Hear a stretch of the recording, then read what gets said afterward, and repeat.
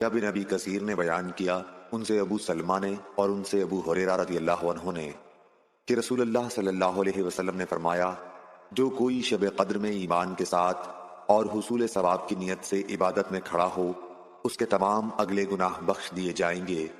और जिसने रमज़ान के रोज़े ईमान के साथ और सवाब की नीयत से रखे, उसके अगले तमाम गुनाह माफ कर दिए जाएंगे। Like, share and subscribe for more videos.